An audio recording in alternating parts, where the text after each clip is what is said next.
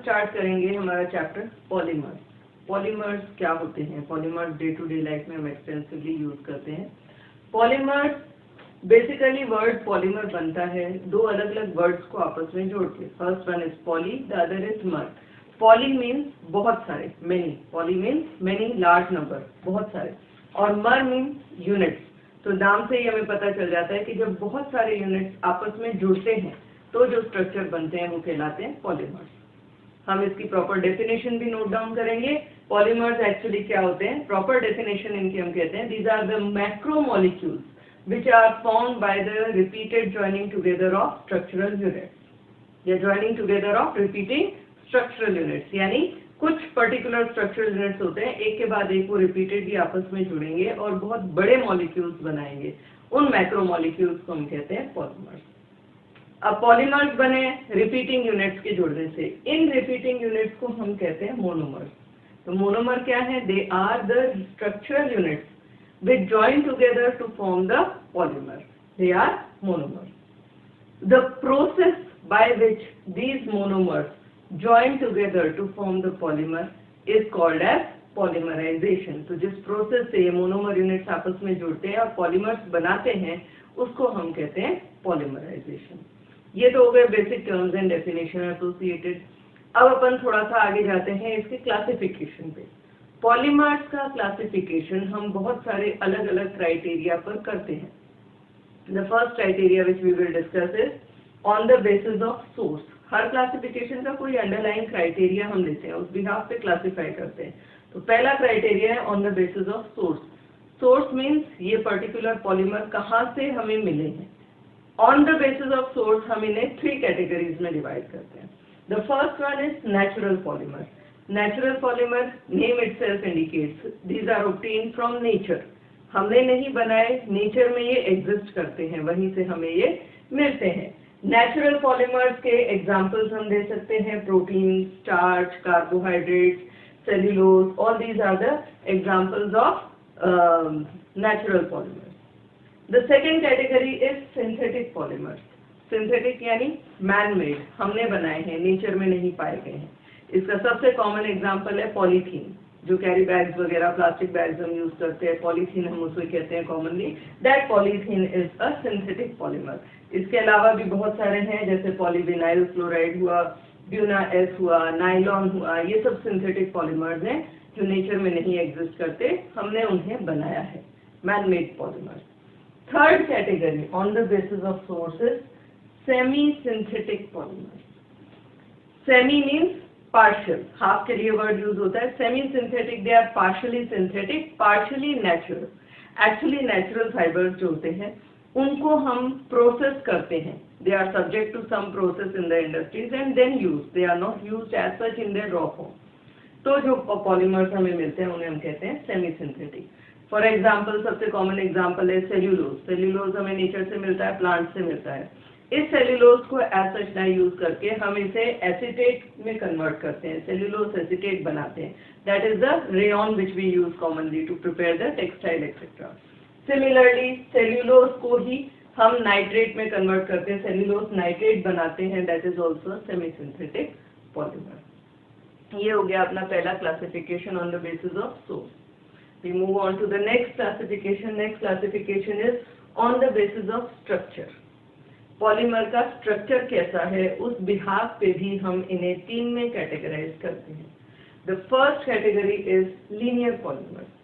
Linear as the name itself indicates, लंबी लंबी straight chains होती है, मोनोमर यूनिट्स जुड़ते हैं आपस में, पॉलीमरिक चेन्स बनती हैं, and these are straight chains, there is no branching in it. Straight या लीनियर चेन होने की वजह से क्या होता है कि इनके सरफेस एरिया काफी कांटेक्ट में रहते हैं, इंटरमॉलिक्यूलर अट्रैक्टिव फोर्सेस स्ट्रॉन्गर रहते हैं रिलेटिवली। एज अ रिजल्ट ये जो लीनियर चेन्स होती हैं ये क्लोजली पैक्ड रहती हैं। जब ये चेन्स क्लोजली पैक्ड रहेंगी तो डेंसिटी इस पॉलीमर की क्या हो जाती है? हाई हो जाती है। तो इसके एग्जांपल्स भी हम ये देते हैं, हाई डेंसिटी पॉलीथीन और उसके अलावा पॉलीविनाइल क्लोराइड भी। So these contain linear chains. The second category on the basis of structure is branch chain polymers. Branch chain यानी straight chains हैं, लेकिन उन straight chains में जगह जगह branches भी present हैं। जैसे अपन यहाँ स्ट्रक्चर में देख सकते हैं। Now due to the presence of these branches adjacent polymeric chains cannot come very close to each other, एक दूसरे के बहुत पास नहीं आ पाएंगी। ब्रांचेस की वजह से उनके बीच में डिस्टेंस क्या रहेगा, ज्यादा रहेगा। डिस्टेंस ज्यादा रहेगा तो डेंसिटी उस पॉलीमर की क्या हो जाएगी, कम हो जाएगी। तो इसलिए इसका एग्जांपल भी हम देते हैं LDPE, that is low density polythene. The third category is your cross link polymers या नेटवर्क पॉलीमर्स। इसमें पॉलीमर मोनोमर यूनिट्स जब जुड़ते हैं तो जो पॉलीमेरिक स्ट्रक्चर बनता है उसका पूरा extensive 3 dimensional cross link structure होता है। क्रॉस लिंकिंग बहुत ज्यादा एक्सटेंसिव होती है और पूरा 3 डायमेंशनल स्ट्रक्चर की तरह ये पॉलीमर ग्रो करता है। इसके एग्जांपल्स अपन लेते हैं बेकेलाइट और मेलामाइन। एक्सटेंसिव क्रॉस लिंकिंग या पूरा 3 डायमेंशनल नेटवर्क लाइक स्ट्रक्चर होता है, तो ये पॉलीमर्स बहुत ज्यादा हार्ड होते हैं, दे आर वेरी हार्ड। ठीक है, so this is the second classification on the basis of structure. We come to the third criteria of classification, that is on the basis of monomer units. किसी भी polymer unit में monomer units किस तरह के present हैं, उस behalf पे हम इसे क्लासिफाई करते हैं 2 कैटेगरीज में। The first one is homopolymer. Homo मतलब एक जैसा, homo is stand for similar, identical. Homopolymers are those polymers which are formed by joining together of only one type of monomer units. होमो मतलब एक जैसा, एक ही तरह के मोनोमर यूनिट्स जब आपस में जुड़ते हैं और पॉलीमर बनाते हैं तो they are called as homopolymer. For example polythene. Ethene का एक मॉलिक्यूल है, एक के बाद एक बहुत सारे इथीन के मॉलिक्यूल्स जब जुड़ेंगे तो पॉलीथीन बनेगा। मोनोमर यूनिट क्या है, सिर्फ इथीन, और उससे पॉलीमर बना polythene. Similarly, polyvinyl chloride is also a homopolymer.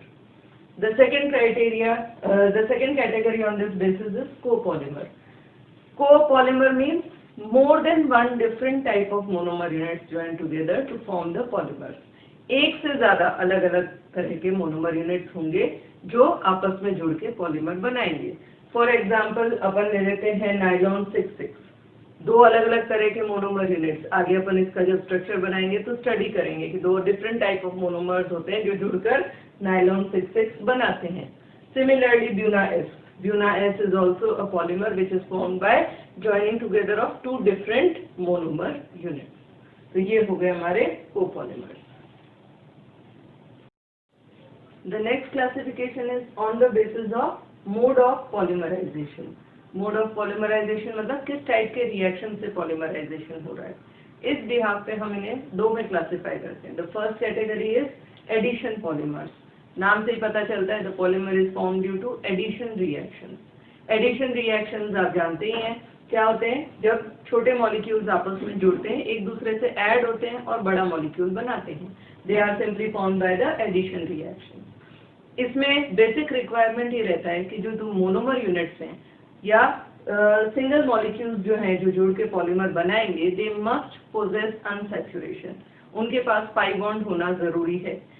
जैसे अपन एग्जांपल देखते हैं पॉलीथीन की formation. Ethene is the small molecule monomer unit which is joining together to form the polymer polythene. Ethene में CH2 डबल बॉन्ड CH2 एक पाई bond है। ये pi bond टूटेगा और अगले इथीन मॉलिक्यूल से ये जुड़ेगा। इस तरह से एक के बाद एक बहुत सारे इथीन यूनिट्स आपस में जुड़ते चले जाएंगे, लंबी चेन्स बनेंगी which will be your polythene. So this is simply addition reaction. The monomer unit is joining together to form the polymeric chain. ठीक है? The second category on this mode is condensation polymer. नाम से ही पता चलता है they are formed as a result of condensation reaction. Condensation reactions क्या होते हैं? Basically इसमें 2 molecules आपस में add होते हैं, लेकिन केवल एडिशन ना होकर के एक बड़ा मॉलिक्यूल बनता है 2 मॉलिक्यूल्स के ऐड होने पर, और साथ में एक छोटा मॉलिक्यूल एलिमिनेट भी होता है। Small molecule such as water is eliminated. So addition along with the elimination of a small molecule is condensation reaction. इसके लिए बेसिक रिक्वायरमेंट क्या है कि जो मोनोमर यूनिट्स होते हैं दे मस्ट बी बाइफंक्शनल और ट्राइफंक्शनल, यानी हर मोनोमर यूनिट के पास कम से कम 2 फंक्शनल ग्रुप या 2 से ज्यादा फंक्शनल ग्रुप होने चाहिए, तो ही कंडेंसेशन पॉलीमराइजेशन हो सकता है। इसका भी हम एग्जांपल ले लेते हैं, फॉर्मेशन ऑफ नाइलॉन 6,6। ये एक मोनोमर यूनिट है। This is hexamethylene diamine. NH2 CH2 whole 6 NH2। Carbon atoms की चेन है, 6 कार्बन एटम्स की, और दोनों टर्मिनल एंड्स पर 2 फंक्शनल ग्रुप्स हैं। कौन से? NH2 groups, amino groups. ठीक है। This combines with adipic acid. Adipic acid में 4 कार्बन एटम की चेन है जिसके दोनों टर्मिनल एंड पर क्या है? कार्बोक्सिलिक एसिड ग्रुप है। तो जब एडिपिक एसिड और हेक्सामिथिलीन डायमीन आपस में रिएक्ट करते हैं तो water molecule is eliminated like this. You can see this block, H from NH2 and OH from the carboxylic acid group. They eliminate water. And as a result, the nitrogen and the carbon of this carbonyl group, they bond with each other. So, ये हमारा इस तरह से polymer बन जाता है। तो addition along with elimination of small water molecule. This is condensation polymer. ठीक है। और हमेशा क्या हो रहा है? एक छोटा मॉलिक्यूल यहाँ पे एलिमिनेट भी हो रहा है। मोनोमर कैसा होना चाहिए? बाइफंक्शनल। इस मोनोमर यूनिट के पास भी 2 फंक्शनल ग्रुप है, इस मोनोमर यूनिट के पास भी 2 फंक्शनल ग्रुप्स हैं। फंक्शनल ग्रुप दोनों सेम भी हो सकते हैं मोनोमर यूनिट में, डिफरेंट भी हो सकते हैं। We will see more examples later on in the chapter. ठीक है। नेक्स्ट अपन क्लासिफिकेशन आते हैं अगला, on the basis of molecular forces. Molecular forces basically हम बात कर रहे हैं intermolecular attractive forces. Polymer chains जो बनी हैं उनके बीच में आपस में कैसे अट्रैक्टिव फोर्सेस हैं उस बिहाफ पे। पहली कैटेगरी इस क्राइटेरिया के अकॉर्डिंग आती है अपनी इलास्टोमर। इलास्टोमर मतलब जो इलास्टिसिटी पोजेस करते हैं। Elasticity means you apply some external force, you can easily stretch it, but once you remove the external force it will again regain its shape. तो ऐसी इलास्टिसिटी पोजेस करने वाले जो होते हैं पॉलीमर्स उनको हम कहते हैं इलास्टोमर्स। इनमें इंटरमॉलिक्यूलर अट्रैक्टिव फोर्सेस ज़्यादा स्ट्रॉन्ग नहीं होते हैं, इसीलिए हम थोड़ा सा फोर्स लगाकर इसको स्ट्रेच कर सकते हैं। जैसे अपन रबर बैंड देखते हैं उसी तरीके से रबर बैंड के दोनों एंड्स पकड़ो, खींचो, इट विल गेट इलोंगेटेड। लेकिन जैसे ही आप इसको छोड़ेंगे उसमें इंटरमॉलिक्यूलर अट्रैक्टिव फोर्सेस कम हैं पर इतने सफिशिएंट है कि वापस उसको अपनी ओरिजिनल शेप में ले आते हैं। तो दे आर द इलास्टोमर्स। इसके एग्जाम्पल्स आ जाते हैं अपने buna S, buna N, synthetic rubber जिसको हम कहते हैं। Second category is fibres. Fibers are basically thread forming solids which have very strong intermolecular attractive forces. They have high tensile strength and high modulus. आप एक बार इनके fibres बनाते हैं, elongated threads बनाते हैं, उनको आप कितना भी external force लगाएं easily stretch नहीं कर सकते। The attractive forces are very strong. Intermolecular attractive forces are very strong. The chains of these polymers are very closely packed. Intermolecular attractive forces are high and due to this they have a compact crystalline structure. इसके example अपने आ जाते हैं fibres के commonly nylon. Nylon ropes we commonly use in our household also. Try stretching it with your hands. You cannot stretch it. कितना भी आप पुल करो elongate नहीं होगा क्योंकि उसके attractive forces बहुत strong हैं। The third criteria on the basis of molecular forces, the third category on the basis of molecular forces is thermoplastic. Thermoplastic के intermolecular attractive forces होते हैं in between elastomers and fibers. यानी elastomers से तो ज़्यादा stronger होंगे attractive forces, लेकिन fibers के relatively क्या होते हैं? कम होते हैं।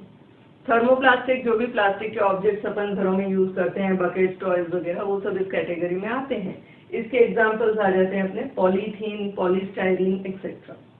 इन थर्मोप्लास्टिक्स की प्रॉपर्टी क्या होती है कि आप एक बार प्लास्टिक को बनाएंगे, इसका कोई पर्टिकुलर ऑब्जेक्ट बनाएंगे, you can easily heat it, melt it, reshape it and reuse it again and again. तो thermoplastics can be fused and reused again and again.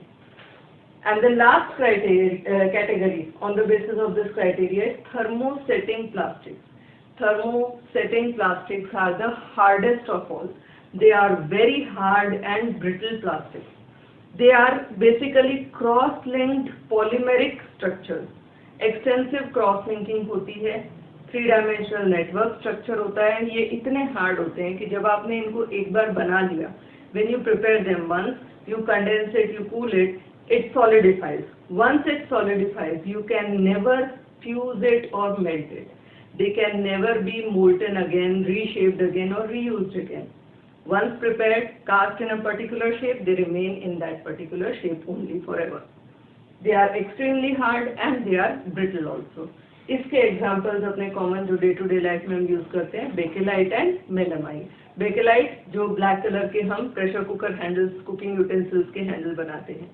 Thermosetting plastics are very bad conductors of heat as well as electricity, तो इसीलिए इनको electrical switches में bakelite को हम use करते हैं to prepare the electrical switches, handles of the cooking utensils etcetera. यहाँ अपना कंप्लीट होता है classification of polymers. We next move on to the type of polymerization. Type of polymerization में अपन ने बात करी थी कि on the basis of type of reaction, या तो addition polymers होते हैं या फिर condensation polymers। हम पहले बात कर लेते हैं addition polymerization की, किस तरीके से polymerization reaction proceed करता है। Addition polymerization is also known as chain growth polymerization. Why? Because the mechanism of addition polymerization proceeds via the formation of some or the other reaction intermediate. Reaction intermediate क्या होते हैं? They can be free radicals, they can be cations, they can be anions, they are the reaction intermediates. तो reaction intermediate बनता है, फिर वो next neutral molecule को attack करता है और chains बढ़ती जाती है, तो इसलिए इसे क्या कहा जाता है? chain growth polymerization। तो चेन ग्रोथ पॉलीमराइजेशन या एडिशन पॉलीमराइजेशन का मैकेनिज्म। सबसे पहले अपन पढ़ेंगे इसका free radical mechanism. Free radical means obviously name indicates that the reaction proceeds via the formation of free radicals. Example हम लेंगे इथीन का ही polymerization to form the elongated chain of polyethene. जब आप फ्री रेडिकल मैकेनिज्म से reaction करवा रहे हैं, आपको सबसे पहले चाहिए होगा रिएक्शन मिक्सचर में कोई ना कोई फ्री रेडिकल इनिशिएटर जो फ्री रेडिकल जनरेट करेगा। और फ्री रेडिकल रिएक्शंस हमेशा जनरली 3 स्टेप्स में हम बताते हैं। सबसे पहला चेन इनिशिएशन, चेन बनना शुरू होता है, नेक्स्ट इज चेन प्रोपोगेशन और लास्ट होता है चेन टर्मिनेशन। हम सबसे पहले देखते हैं चेन इनिशिएशन स्टेप। यहाँ हमने फ्री रेडिकल इनिशिएटर लिया है बेंजोइल परऑक्साइड। परऑक्साइड जिनमें oxygen oxygen single bond present होता है। We know that the OO single bond is quite unstable, it breaks readily. तो ये जो बेंजोइल परऑक्साइड होता है, in the presence of light it breaks readily to generate the benzoyl free radical. Benzoyl free radical काफी बड़ा free radical है, stable नहीं होता है, इसलिए ये स्पॉन्टेनियसली कार्बन डाइऑक्साइड लिबरेट करके फिनाइल रेडिकल में कन्वर्ट हो जाता है। तो ये क्या हो गया? Free radical initiation. सबसे पहले फ्री रेडिकल बना, किससे बना? Free radical initiator benzoyl peroxide से। Once this phenyl radical is formed, अब यहाँ पे ये फिनाइल रेडिकल है, इलेक्ट्रॉन डेफिशिएंट स्पीशीज है और स्टेबल नहीं है, it is in search of electron, और हमारे पास बहुत सारी क्या है? इथीन है। तो this phenyl radical is going to attack this ethene, unsaturation को अटैक करेगा। As a result, it will lead to the formation of this free radical, C6H5 CH2 CH2 free radical। तो यहाँ क्या हुआ? चेन बननी शुरू हो गई है। तो this is your chain initiation step. Initiate होना, स्टार्ट होना। जैसे ही ये चेन बनना शुरू हुई, we next move on to the next step, that is chain propagation step। जो चेन बननी इनिशिएट हुई, अब वो आगे प्रोपोगेट होगी, इलोंगेट होगी और आगे लंबी होती जाएगी। कैसे होगी? ये जो फ्री रेडिकल है, this free radical species it is in search of electrons, vicinity में और इथीन मॉलिक्यूल्स मिलेंगे, तो it will go and attack this. As a result the carbon chain here is getting elongated. इसी तरह से ये free radical और ethene molecules को अटैक करता चला जाएगा और धीरे धीरे ये चेन बहुत ज्यादा इलोंगेट होती जाएगी। तो कितने इथीन मॉलिक्यूल्स यहाँ पे जुड़े हैं हम नंबर स्पेसिफाई नहीं कर सकते हैं, पॉलीमराइजेशन हो रहा है, n से हम डिनोट कर देते हैं that n number of ethene molecules have joined together to form the elongated chain. ये बन गया। इसके बाद जैसे जैसे रिएक्शन प्रोसीड होगा, न्यूट्रल इथीन मॉलिक्यूल्स जुड़ते चले जाएंगे, इलोंगेटेड चेन्स बनती जाएंगी जिनका एक एंड कैसा है? फ्री रेडिकल स्पीशीज है। आफ्टर अ पर्टिकुलर ड्यूरेशन, जब बहुत सारा इथीन ऑलमोस्ट कंज्यूम हो गया है, the final step will be your chain termination step. अब हमारे पास रिएक्शन में क्या है? मिक्सचर में, रिएक्शन मिक्सचर में बहुत सारी इस तरह की पॉलीमेरिक चेन जिनका एक एंड कैसा है? फ्री रेडिकल एंड है। Free radicals are not stable in themselves, तो अल्टीमेटली क्या होगा, एक फ्री रेडिकल चेन और दूसरी फ्री रेडिकल एंड वाली चेन, ये दोनों आपस में जुड़ जाएंगी and they will form the neutral chain. तो this is how the chain will stand terminated, और इस तरह से हमें इलोंगेटेड पॉलीथीन चेन्स मिलती चली जाएंगी। ये मैकेनिज्म है फ्री रेडिकल मैकेनिज्म, डिटेल में हमें यही गिवन है बोर्ड लेवल के हिसाब से। इसके अलावा the reaction can also proceed, polymerisation of ethene can also proceed via ionic mechanism. Ionic mechanism means reaction intermediate क्या बनते हैं, ions. Ionic mechanism can be either cationic mechanism, यानी कैटायन इंटरमीडिएट्स बनेंगे। वो कब होगा, जब हम रिएक्शन कराते हैं in the presence of some acid, cationic mechanism is followed. Acid use can be either Lewis acid such as AlCl3, BF3 etc. या फिर they can be protonic acid such as nitric acid. ज़्यादा better रहते हैं Lewis acid to carry out the polymerization. इसके अलावा cationic की जगह anionic mechanism भी फॉलो होता है। वो कब फॉलो होता है, जब हम पॉलीमराइजेशन इथीन का कराएंगे in the alkaline medium, basic medium में, तब जो हमारा पॉलीमराइजेशन होगा वो एनायनिक मैकेनिज्म से होगा। This is mainly for your competitive exam point of view. This is all regarding the polymerization, addition polymerization mechanism. We next move on to some important addition polymers. कुछ important addition polymers अब हमें बात करनी है। ये polymers क्या हैं, इनके monomer units क्या हैं और इनके uses क्या हैं, ये सब एग्जाम्स में पूछे जाने वाली बातें हैं, important है। सबसे पहला एडिशन पॉलीमर हम बात करते हैं, तो हम बात ऑलरेडी डिस्कस कर चुके हैं। सिंपलेस्ट वन एडिशनल पॉलीमर है, सबसे पहले नाम यही आता है पॉलीथीन। इथीन को पॉलीमराइज करा के हमने पॉलीइथीन ऑब्टेन किया। अब अलग अलग कंडीशंस में इथीन का पॉलीमराइजेशन कराने पर जो पॉलीमर बनता है उसकी प्रॉपर्टी अलग अलग होती है। कैसे, इसमें अपन फर्स्ट कैटेगरी देख सकते हैं, we have low density polyethene. Density कम कब होगी, जब पॉलीमेरिक चेन्स में ब्रांचेस प्रेजेंट होंगी, तभी डेंसिटी कम होगी। तो लो डेंसिटी पॉलीथीन कब बनता है, जब आप इथीन का पॉलीमराइजेशन कराते हैं at very high pressure of 1000 to 2000 atmosphere and pressure of 350 to 570 Kelvin. This polymerization is carried out in the presence of a peroxide catalyst. इससे जो पॉलीइथीन बनती है उसमें लीनियर चेन्स में कई जगह पर ब्रांचेस भी प्रेजेंट रहती है। ब्रांचेस की वजह से चेन्स की क्लोज पैकिंग नहीं होगी, क्लोज पैकिंग नहीं होगी तो उसकी डेंसिटी क्या रहती है, कम रहती है। डेंसिटी कम रहती है इस पॉलीथीन की और फ्लेक्सिबिलिटी इसकी ज़्यादा होती है। तो फ्लेक्सिबल चीज़ें बनाने के लिए ये लो डेंसिटी पॉलीथीन यूज आती है। मोस्ट कॉमनली इसे यूज करते हैं to make the squeeze bottles. Squeeze bottles वो रेड कलर की बॉटल्स जिनमें केचप वगैरह हम स्टोर करते हैं, आसानी से उसको हम स्क्वीज कर सकते हैं। उसी तरह से बच्चों के लिए जो स्क्वीजी टॉयज बनाए जाते हैं, हम उसको स्क्वीज करते हैं और विसल में से आवाज आती है।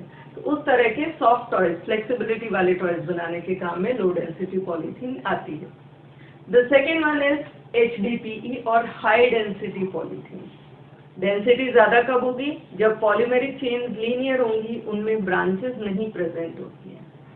ये कब बनता है, जब आप इथीन का ही पॉलीमराइजेशन करा रहे हैं, but under different set of conditions. Conditions क्या है, इंपॉर्टेंट है। जब हम इथीन का पॉलीमराइजेशन कराते हैं एट 6 to 7 एटमॉस्फेयर प्रेशर और टेम्परेचर रखते हैं 333 to 343 Kelvin and the polymerisation is carried out in the presence of Ziegler-Natta catalyst. Ziegler-Natta catalyst क्या है, it is a mixture of triethyl aluminium and titanium chloride.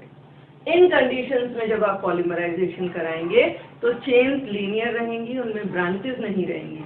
As a result density polythene की क्या होगी, ज़्यादा होगी, और density ज़्यादा होने की वजह से वो रिलेटिवली ज़्यादा टफ और स्टिफ होगी। तो this polythene, high density polythene क्या काम आता है, it is use for making the plastic bucket, mug and toys etcetera. थोड़े हार्ड जो ऑब्जेक्ट्स होते हैं, उसके अलावा बॉटल्स वगैरह जो हम रेफ्रिजरेटर्स में यूज करते हैं, मोस्टली रखते हैं पानी भर के, उस तरह की चीजें, थोड़ी स्टेप्स जो है, प्लास्टिक कंटेनर्स, ये सब चीजें बनाई जाती है हाई डेंसिटी पॉलीथीन से। We next move on. The second important addition polymer is polytetrafluoroethene. Poly मतलब बहुत सारे, टेट्राफ्लोरोइथीन मॉलिक्यूल्स आपस में जुड़े हुए हैं। इथीन भी know it is CH2 double bond CH2। हमने इथीन के सारे हाइड्रोजन रिप्लेस कर दिए किससे? फ्लोरीन से। So we got CF2 double bond CF2। This is your tetrafluoro, 4 chloride आ गए इसलिए इथीन। इसका जब अपन पॉलीमराइजेशन कराते हैं तो we get poly tetrafluoro ethene. Polymerisation बिल्कुल इथीन की तरह से ही समझेंगे कि ये पाई बॉन्ड टूटेगा, दोनों कार्बन की एक एक वैलेंसी फ्री हो जाएगी। As a result it will bond to the carbon atom of the next molecule and so the chain is formed. Poly tetrafluoro ethene को हम कॉमनली टेफ्लॉन के नाम से भी जानते हैं। टेफ्लॉन कहाँ यूज आता है? सबसे कॉमन यूज इसका स्ट्राइक करता है non stick cookware, cooking utensils जो होते हैं उनकी जो नॉन स्टिक कोटिंग होती है, सरफेस कोटिंग, वो टेफ्लॉन की बनी होती है। ये केमिकली इनर्ट होता है, रिएजेंट से इजीली अटैक नहीं होता है। इसको हम ऑयल सील्स और गैस्केट्स वगैरह बनाने के भी काम में लेते हैं। इसके बाद नेक्स्ट अपन आते हैं, next important polymer is polyacrylonitrile. Acrylonitrile के पॉलीमराइजेशन से जो बना पॉलीएक्राइलोनाइट्राइल। एक्राइलोनाइट्राइल क्या है? We have ethene CH2 double bond CH2। Ethene का एक हाइड्रोजन हटाया, उसकी जगह रिप्लेस कर दिया cyanide group. This is your acrylonitrile. इसका जब पॉलीमराइजेशन कराएंगे अगेन दोनों कार्बन एटम्स के बीच का पाई बॉन्ड टूटेगा। एज अ रिजल्ट इन दोनों कार्बन एटम्स की वैलेंसी फ्री होगी। तो नेक्स्ट मॉलिक्यूल के कार्बन एटम के साथ ये कार्बन क्या करेगा? बॉन्ड बनाएगा। एज अ रिजल्ट बहुत सारे एक्राइलोनाइट्राइल मॉलिक्यूल्स आपस में जुड़ते जाएंगे and we will get the polyacrylonitrile fibres. Polyacrylonitrile generally fibres बनाने के ही काम आता है। Fibres which can be used in place of wool. तो जो हम विंटर वेयर बनाते हैं जनरली वो इसके फाइबर्स का बनता है and the fibres are commonly also known as Orlon या एक्रिलैन फाइबर्स। इनसे बनता है इनसे बनते हैं हमारे woollen cloth. We next come to polypropene. Poly means बहुत सारे, प्रोपीन मॉलिक्यूल्स जब आपस में जुड़ते हैं तो जो पॉलीमर बनता है that is polypropene. Propene we already know it is 3 carbon atom molecule CH3CH double bond CH2। Ene है, एल्कीन है, अनसैचुरेशन एक प्रेजेंट है। पॉलीमराइजेशन कैसे होगा? ये पाई बॉन्ड टूटेगा, इन दोनों कार्बन एटम्स की एक एक वैलेंसी फ्री होगी। अगले मॉलिक्यूल के कार्बन एटम के साथ ये जुड़ेगा, उससे अगले मॉलिक्यूल एक और जुड़ जाएगा। तो इस तरह से बहुत सारे प्रोटीन मॉलिक्यूल्स आपस में जुड़ते चले जाएंगे। We will get the polyprotein chain. Polyprotein chain क्या काम आती हैं?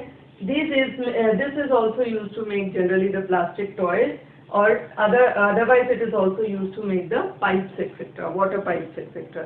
They are also made out of polypropylene. Next important addition polymer is polystyrene. Poly means many, styrene units joined together.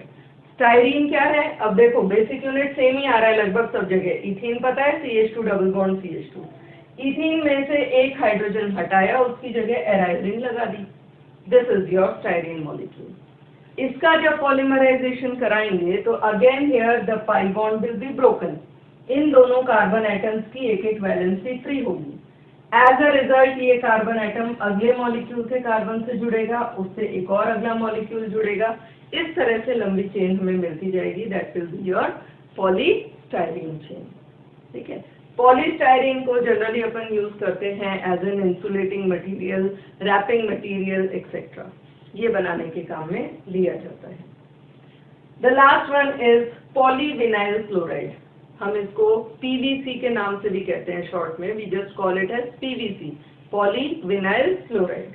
बनता कैसे है? पॉली मतलब बहुत सारे विनाइल क्लोराइड मॉलिक्यूल्स आपस में जुड़े हैं। Vinyl chloride again very simple to remember, वही इथीन है CH2 डबल बॉन्ड CH2, एक H हटाया और उसकी जगह क्लोरीन एटम लगा दिया। This is your vinyl chloride molecule. Polymerisation होगा कैसे? Again this pi bond will be broken and the valencies of these two carbon atoms will be free.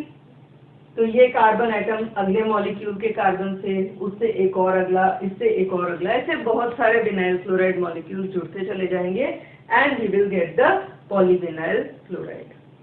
Polyvinyl chloride के यूजेस क्या है?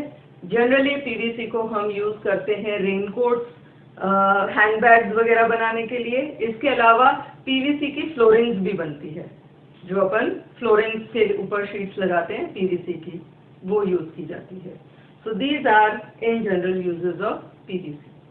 This sums up most of the important we can say addition polymers. इनमें एक चीज और आप देखोगे, ज्यादातर आप देखेंगे कि जो भी पॉलीमर्स हमने लिखे हैं इनमें कितने मोनोमर यूनिट्स या मॉलिक्यूल्स इन्वॉल्व है पॉलीमराइजेशन में।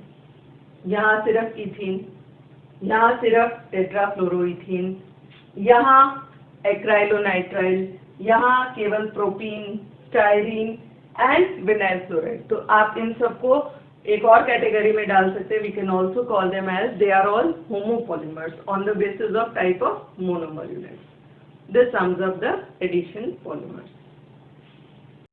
We now next move on to condensation polymerization.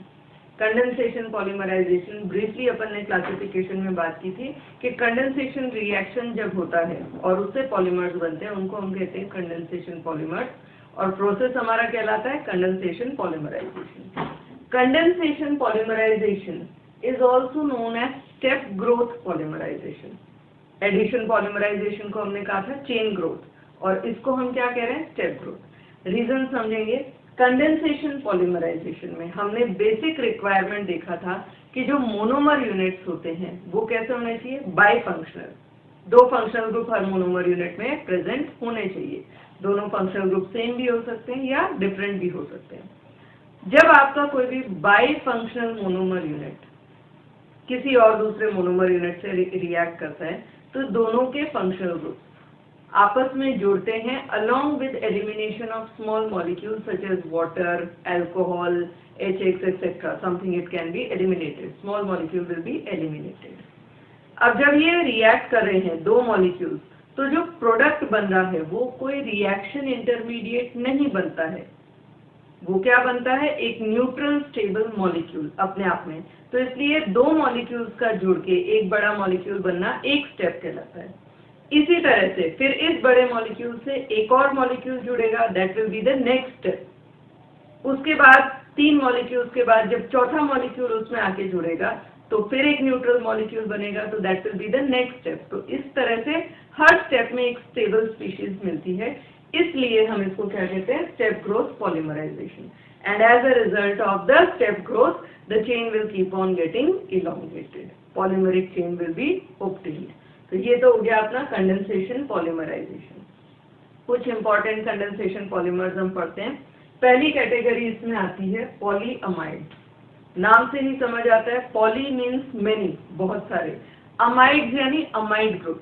Amide group क्या होता है, NHCO group, that group is called as a amide group. Organic chemistry में हम पढ़ते हैं, तो वो ग्रुप क्या कहलाता है, अमाइड ग्रुप। तो जब आपकी पॉलीमेरिक चेन में अमाइड ग्रुप रिपीटेडली प्रेजेंट होगा तो उस तरह के पॉलीमर्स को हम नाम देंगे पॉलीअमाइड्स।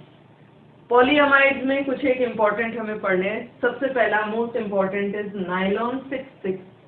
नाइलॉन 6,6 कैसे बनता है हम ऑलरेडी पहले भी देख चुके हैं, दोबारा देखेंगे। इसमें एक मोनोमर यूनिट होता है हेक्सामिथिलीन डायमीन।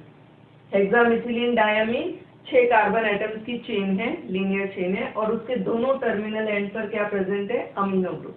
दो फंक्शनल ग्रुप हैं इस मोनोमर यूनिट में, और दोनों क्या है, अमीनो ग्रुप से आइडेंटिकल।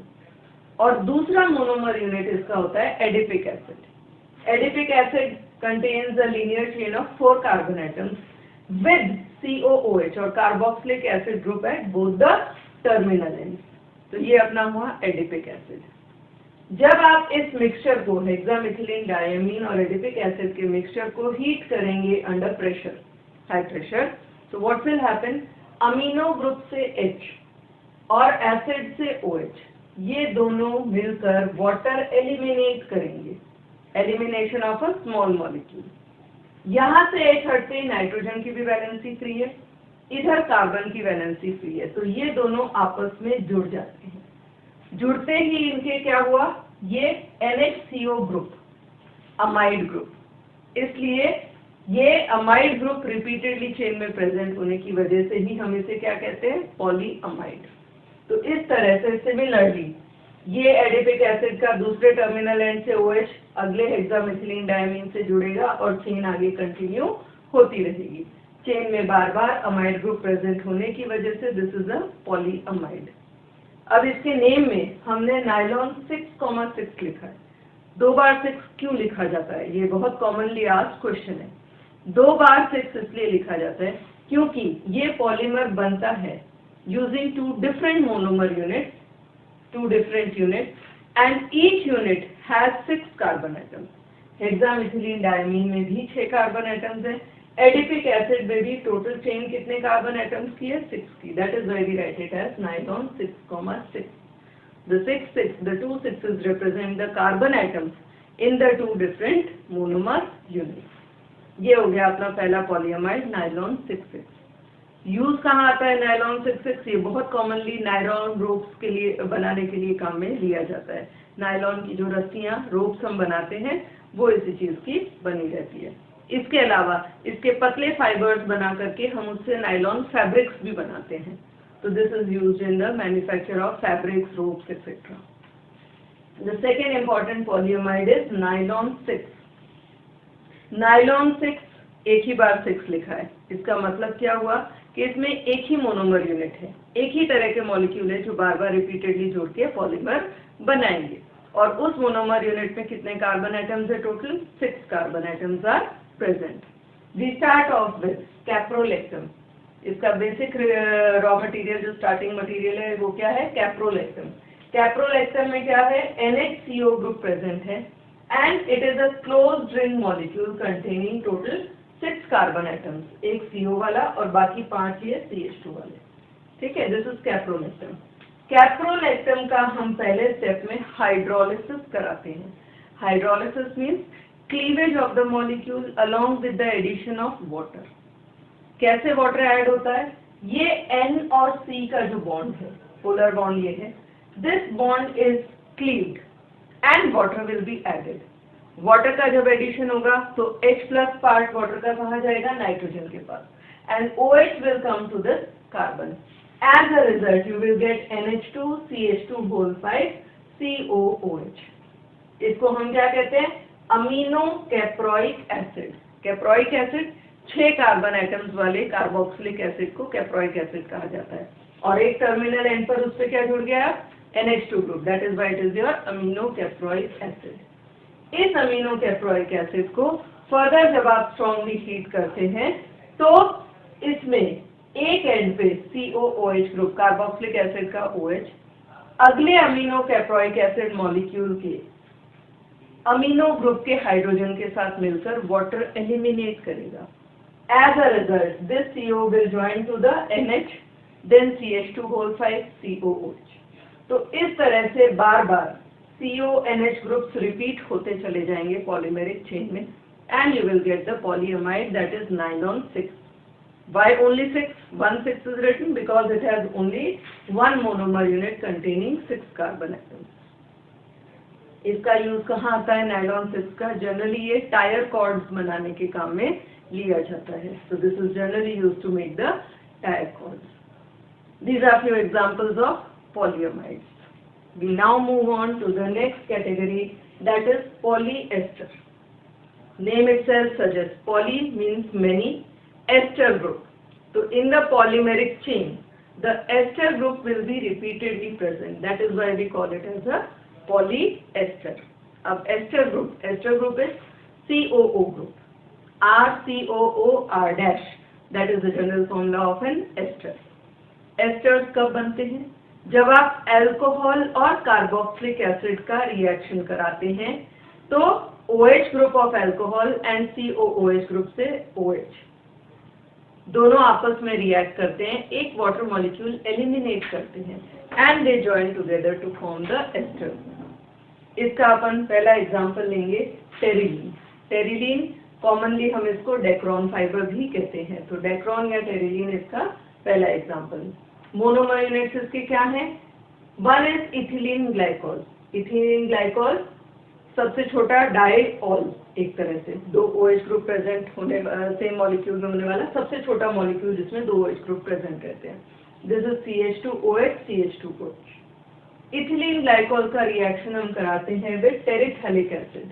टेरिथैलिक एसिड बेंजीन रिंग पर 2 COH ग्रुप्स लगे हैं, कैसे? पैरा पोजिशन 1,4 पोजिशन पे, that is your terephthalic acid. जब आप इस मिक्सचर को हीट करेंगे तो एसिड का OH और अल्कोहलिक ग्रुप का H मिलकर वाटर एलिमिनेट करेगा।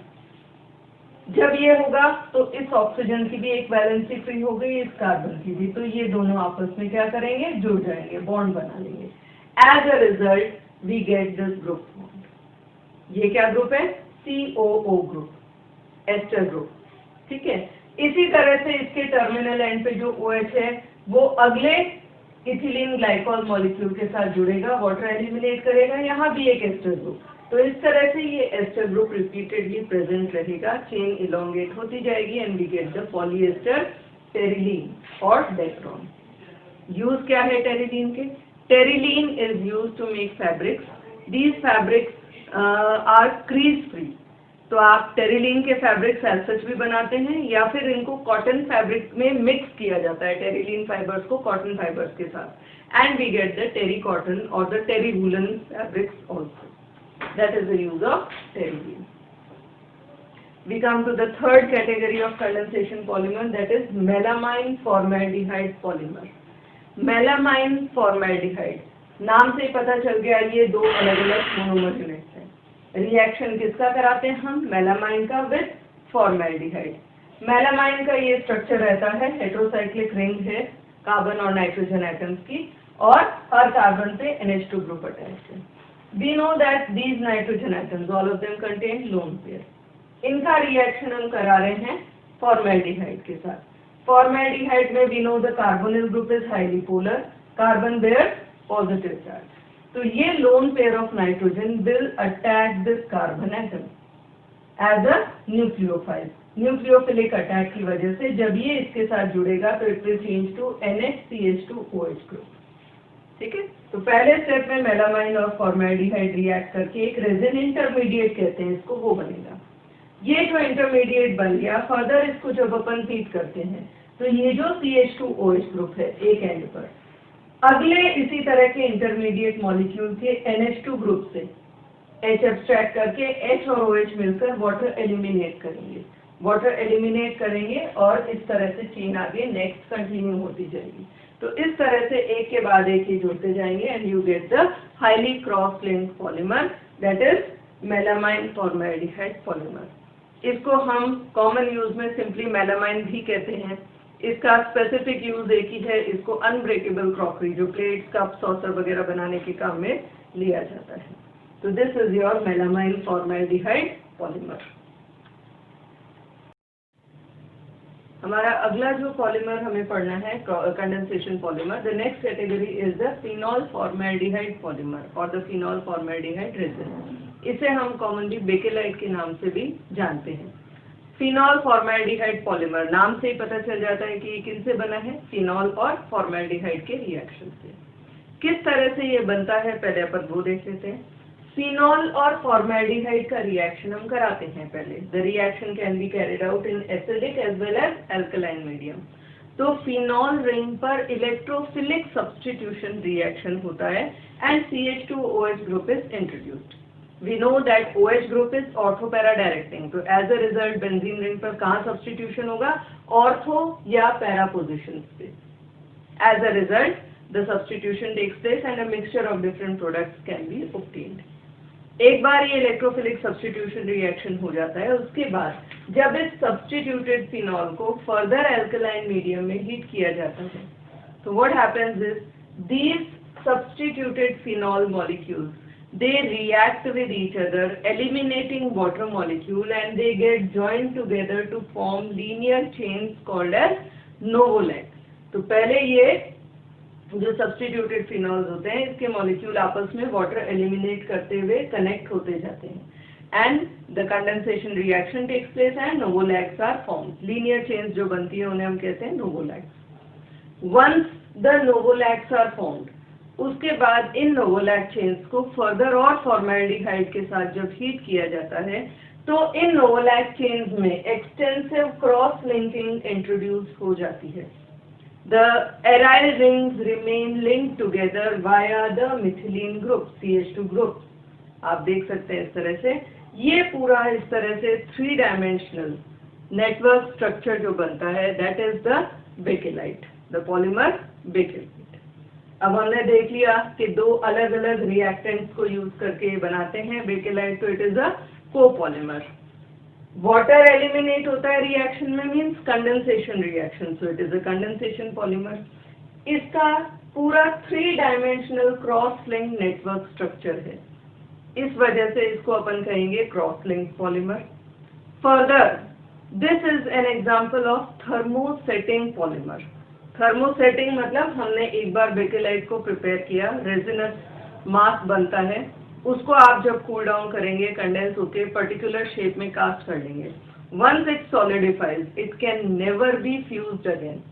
एक बार जिस शेप में ढल गया उसी शेप में इसको यूज किया जाएगा, तो इसे दोबारा मेल्ट करके या फ्यूज करके रीयूज नहीं कर सकते हैं। It is extremely hard and brittle. It is a very bad conductor of heat as well as electricity. इसीलिए यूजेस भी बेकेलाइट के क्या हैं, सबसे कॉमन, एक तो इलेक्ट्रिकल स्विचेस बनाने के काम आता है, बैड कंडक्टर ऑफ इलेक्ट्रिसिटी है, हमें शॉक नहीं लग सकता। दूसरा ये कुकिंग यूटेंसिल्स जो अपन हीट करते हैं, सॉस पैन, फ्राई पैन वगैरह, उनके जो हैंडल्स होते हैं, ब्लैक कलर के जो हैंडल्स हम देखते हैं नॉर्मली कुकिंग यूटेंसिल्स पे, वो इसी के बने रहते हैं। अदर देन दैट ये फोनोग्राफिक रिकॉर्ड्स वगैरह बनाने के भी काम में लिया जाता है, कोम्स बनाने के भी काम आते हैं, तो ये इसके जनरल यूजेस होते हैं। Bakelite is one of the most important condensation polymers. इस पर से अक्सर एग्जाम्स में क्वेश्चन आते हैं, in board exams also and in the competitive exams also. So this is one of the very important condensation polymers. यहाँ अपने सभी कैटेगरीज कंडेंसेशन पॉलीमर्स के कंप्लीट होते हैं। Now we move on to the next topic, that is natural rubber.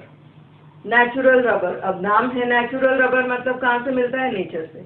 Nature से कैसे मिलता है, हम सब जानते हैं कि रबर ट्रीज होते हैं, बड़े बड़े प्लांटेशंस में ग्रो किए जाते हैं। रबर ट्रीज के जो ट्रंक होते हैं उन पे इंसिशंस लगा करके एक मिल्की लिक्विड कलेक्ट किया जाता है। वो जो मिल्की लिक्विड होता है उसे कहा जाता है लेटेक्स। इस लेटेक्स से हम रबर ऑब्टेन करते हैं, which is the natural rubber. अब हमें क्या पढ़ना है कि केमिकली ये नेचुरल रबर क्या है। Chemically it is the polymer of isoprene. Isoprene क्या होता है, isoprene is 2-methyl-1,3-butadiene। We can see the structure of the molecule 2-methyl-1,3-butadiene। इसका ये पॉलीमर है, तो एक ही मोनोमर यूनिट है, इट इज अ होमोपॉलीमर। ठीक है, अब इससे किस तरह से पॉली आइसोप्रीन बनता है। Poly isoprene is nothing but natural rubber. कैसे, आप देखेंगे कि यहाँ ये कार्बन पे और ये कार्बन पे डबल बॉन्ड है। These two pi bonds, double bonds will be broken. As a result, इन चारों कार्बन एटम्स की वैलेंसी फ्री हो जाती है। फ्री होते ये दोनों adjacent carbon atoms in between the chain है, तो ये किसी और से बॉन्ड बनाने की जगह आपस में इनका खुद का बॉन्ड बन जाता है। 1 pi bond is formed over here. दोनों जो टर्मिनल कार्बन एटम्स हैं उनकी एक एक वैलेंसी फ्री है, तो ये क्या करेंगे, ये दोनों ही अगले आइसोप्रीन मॉलिक्यूल के साथ बॉन्डिंग कर सकते हैं। सिमिलरली इधर भी ये अगले आइसोप्रीन यूनिट के साथ बॉन्डिंग कर लेगा, तो इस तरह से ये चेन इलोंगेट होती जाएगी and we will get the poly isoprene chain. This poly isoprene chain is natural rubber. अब यहाँ हम देख रहे हैं कि जो पॉली आइसोप्रीन चेन है उसमें आपको रिपीटेडली प्रेजेंट होंगे ये unsaturation, double bond. Double bond आते ही there is a possibility of geometrical isomerism. There can be a cis structure and a trans structure.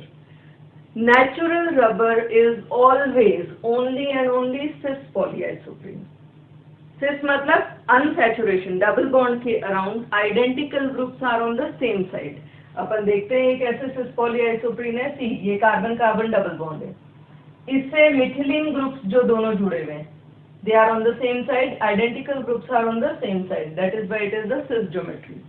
We come to the next unit, यहाँ पे ये unsaturation है, इसमें ये दोनों methylene groups, identical groups are on the same side, so that is why again cis geometry. आप next जाएंगे double bond unsaturation के around methylene groups on the same side. तो इस तरह से हमेशा डबल बॉन्ड के अराउंड कैसा ज्योमेट्रिकल कॉन्फ़िगरेशन मेंटेन रहेगा, cis always. So this cis polyisoprene is the natural rubber. Cis के अलावा कभी कभी ट्रांस अगर आइसोमर होता है तो उसे हम नेचुरल रबर नहीं कहते। नेचुरल रबर में ट्रांस आइसोमर होता ही नहीं है। ट्रांस आइसोमर जहाँ होता है उसको कहा जाता है गट्टा पार्चा।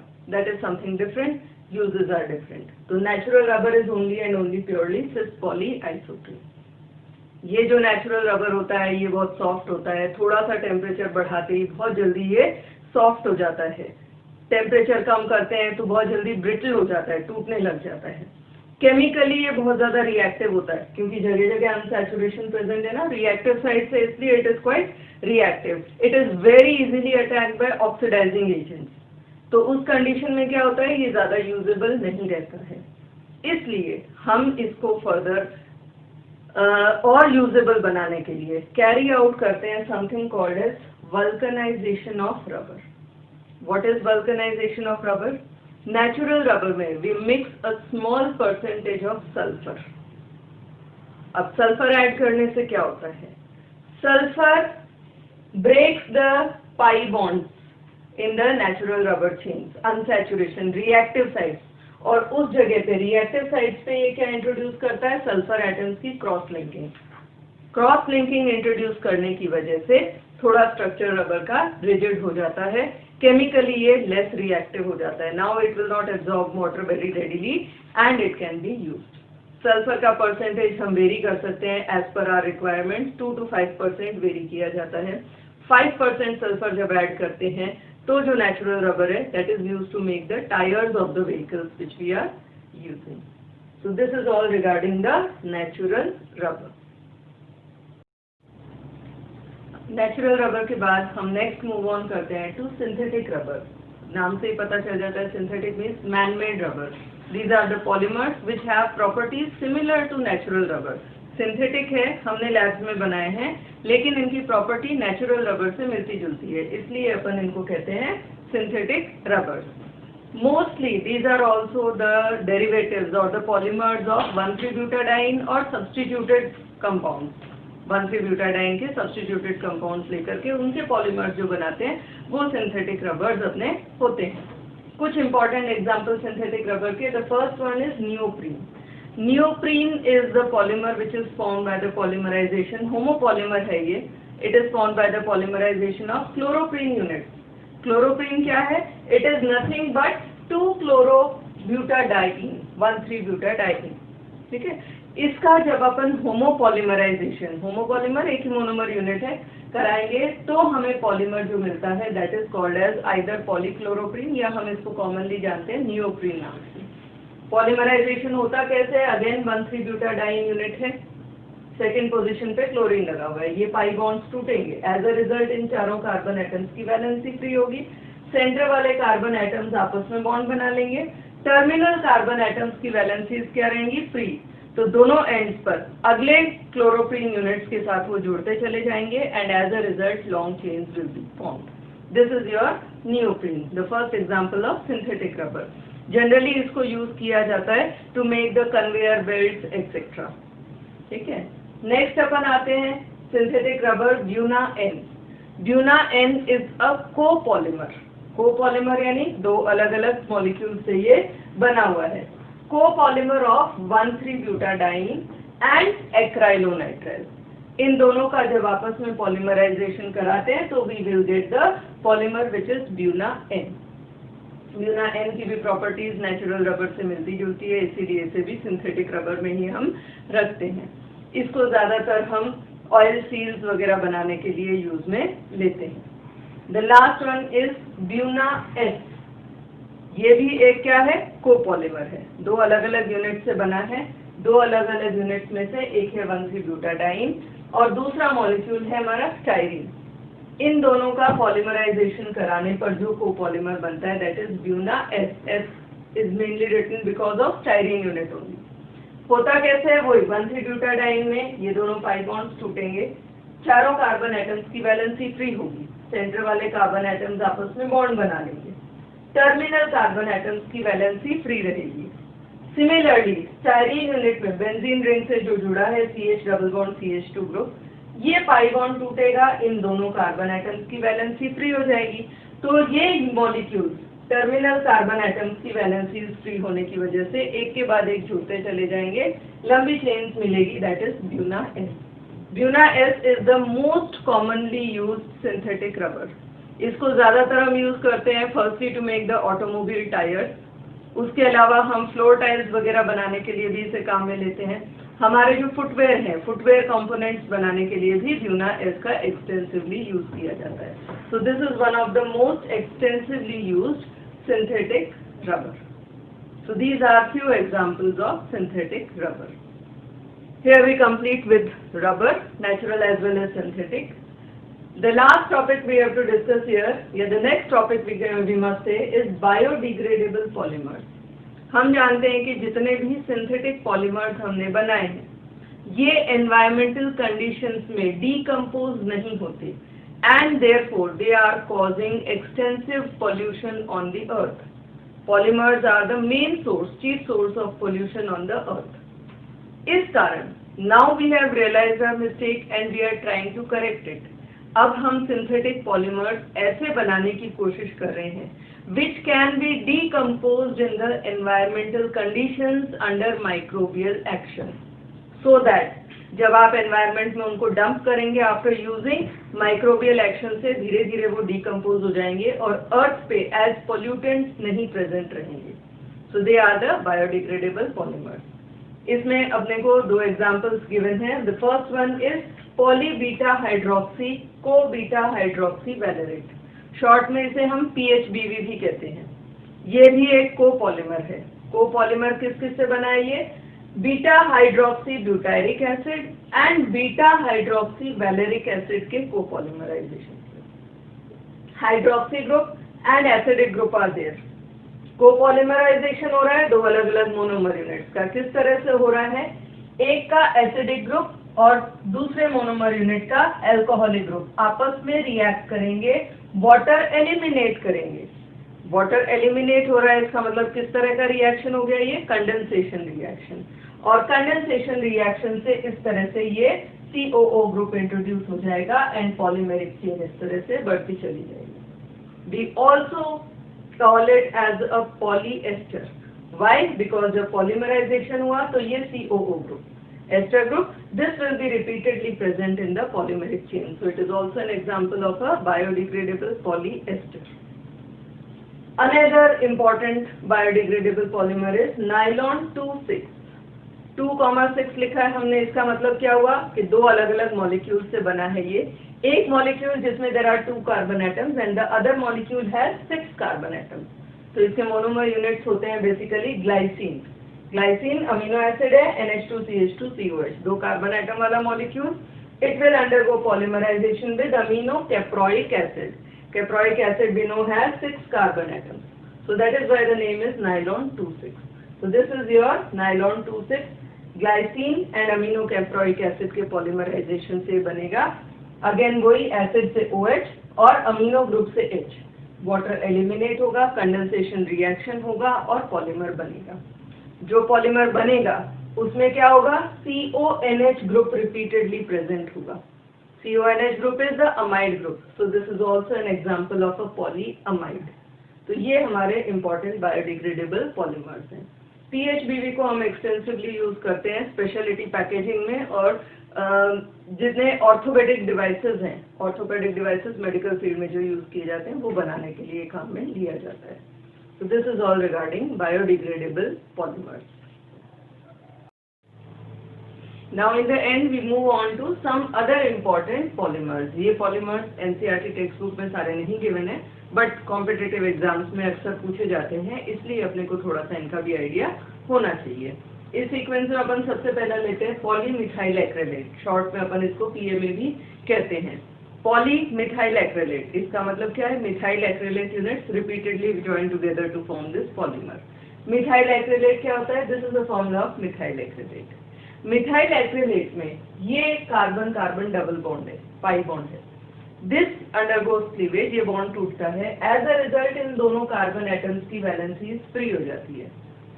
एज अ रिजल्ट दोनों कार्बन एटम्स फर्दर अपने अपने एंड पे अगले मिथाइल एक्रिलेट मॉलिक्यूल्स के साथ जुड़ने लगते हैं और इस तरह से पॉलीमिथाइल एक्रिलेट चेन बनती है। ये ग्रुप एज सच इस तरीके से रहता है।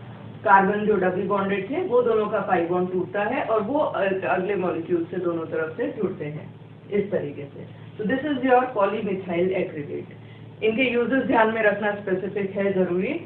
ये ज्यादातर बाइंडर की तरह यूज किया जाता है पेंट्स में। Polymers are important constituents of the paints we use nowadays. ठीक है। The next important polymer is polymethyl methyl acrylate, PMMA। एक मिथाइल और जुड़ गया। एक मिथाइल और कहाँ जुड़ा? मिथाइल एक्रिलेट में इस सेकेंड कार्बन पर आपका कार्बन हटा, H हटा और उसकी जगह क्या लगा? CH3 group. तो on this particular carbon atom CH2 CH वाले पे से H हटकर CH3 लग गया। तो this is your methyl acrylate. इसका भी जब पॉलीमराइजेशन कराते हैं तो अगेन ये जो पाई बॉन्ड है ये टूटता है और इन दोनों कार्बन एटम्स की वैलेंसीज फ्री होती है। तो आप ये देख सकते हैं CH2C, इससे जुड़ा हुआ मिथाइल ग्रुप एज सच रहा, CO CH3 group as such रहा। दोनों कार्बन एटम्स के बीच का पाई बॉन्ड टूटा, इनकी वैलेंसी फ्री हुई। तो ये अगले मॉलिक्यूल से अपने अपने एंड पे जुड़ते चले जाएंगे and long chain of polymethyl methyl acrylate will be formed. ये पर्टिकुलर पॉलीमर बहुत इंपॉर्टेंट है। इसको हम यूज करते हैं plexiglass, which is a substitute for glass. It can be used as a substitute of glass. ठीक है। तो ये प्लेक्सीग्लास या लूसाइड की तरह यूज होता है। The next one is glyptal. Glyptal क्या है? हमने टेरिलीन पढ़ा था, डेक्रोन फाइबर। डेक्रोन में अपन ने क्या कहा था? It was a polymer of ethylene glycol and terephthalic acid. Terephthalic acid की जगह ये थैलिक एसिड अपन ने ले लिया। दोनों COH एराइल रिंग पर कहाँ जुड़े हैं? Ortho position. बस इतना ही फर्क है। और इथिलीन ग्लाइकोल तो है ही थे। इन दोनों का जब आप पॉलीमराइजेशन कराते हैं, कंडेंसेशन रिएक्शन होता है। दो अलग मोनोमर यूनिट्स हैं तो ये कोपॉलीमर बना। जब आपका अल्कोहलिक ग्रुप और एसिडिक ग्रुप वाटर एलिमिनेट करके जुड़ते हैं तो it leads to the formation of COO group, RCOOR' ester group. तो इसलिए ये क्या बना? एक polyester. So this is an example of a polyester. Glyptal को ज्यादातर हम पेंट्स में यूज करते हैं। It is used in the paint. ग्लिप्टिल के बाद नेक्स्ट आ जाता है अपना नाइलॉन 610। अब 6 और 10 लिखा है, इसका मतलब दो डिफरेंट मोनोमर यूनिट्स हैं। एक में 6 कार्बन एटम्स हैं और एक में 10 कार्बन एटम्स हैं। 6 कार्बन एटम्स वाला तो बिल्कुल नाइलॉन 6 की तरह ही, हेक्सामिथिलीन डायमीन। और जो दूसरा यूनिट है वो यहाँ पर यूज होगा सेबेसिक एसिड। एडिपिक एसिड को हमने रिप्लेस कर दिया by sebacic acid, which contains 10 carbon atoms. इनका जब पॉलीमराइजेशन कराएंगे तो ये हमें पॉलीमर मिल जाएगा nylon 610। And the last one is Thiokol. Thiokol is also used as synthetic rubber. ये बनता है CH2Cl CH2Cl का रिएक्शन जब कराते हैं Na2S2 के साथ तो ये पॉलीमर इस तरह से फॉर्म होता है। NaCl is eliminated during the reaction. These are all the important polymers. यहाँ अब हमारा चैप्टर कंप्लीट होता है।